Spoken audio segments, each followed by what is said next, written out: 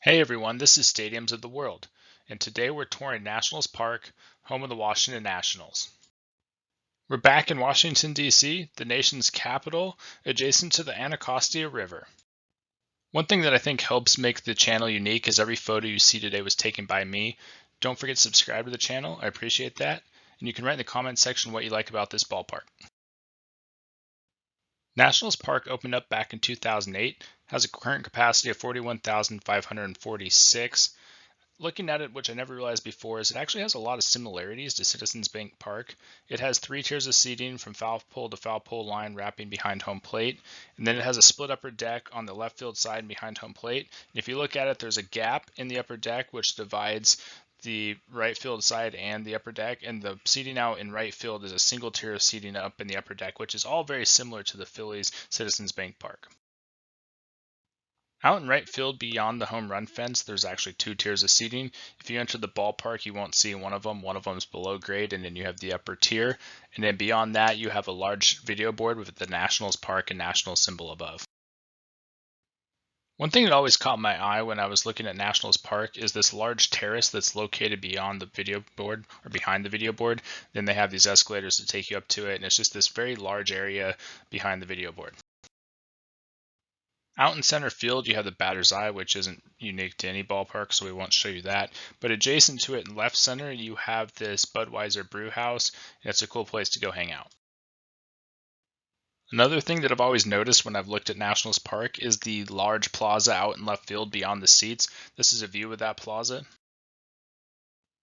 Turning your back to home plate and looking out towards the plaza, you can get a real sense of how large it is. And I've also always just noticed the string lights going across. And you have the new buildings in the background. They were going up when they were building this ballpark. And then given you have this large open space, every time you see this ballpark on TV, watching a game, whatever, you can't help but notice these buildings. And actually, if you're in the upper deck, you would be able to see the Capitol building beyond these.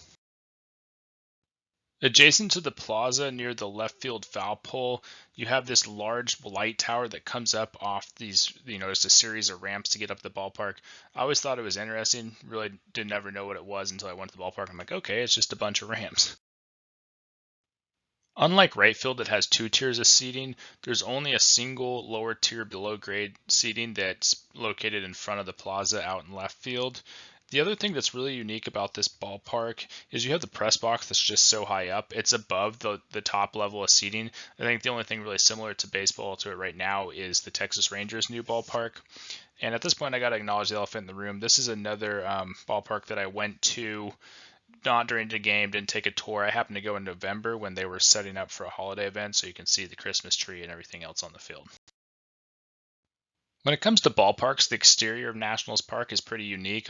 A lot of the modern ballparks have brick. This one pays tribute to the architecture of Washington, D.C.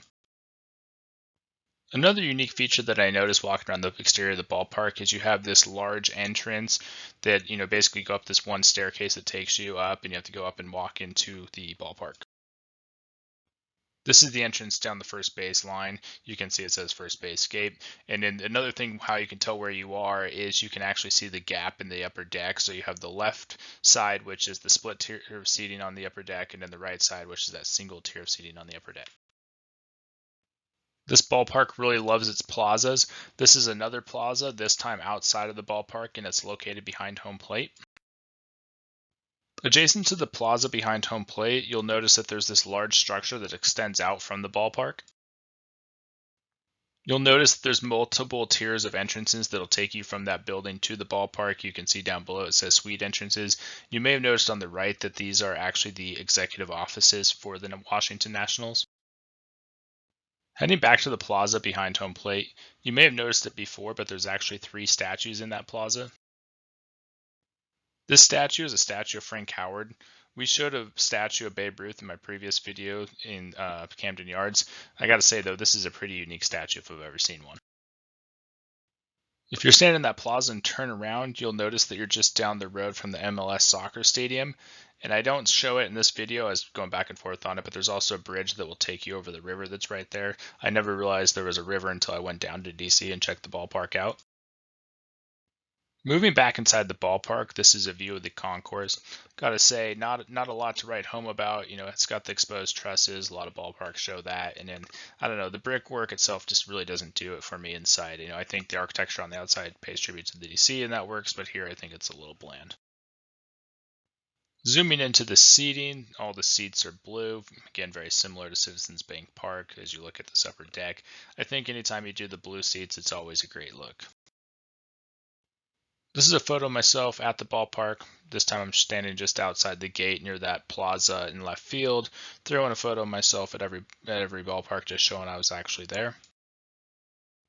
This takes us towards the end of the tour of Nationals Park.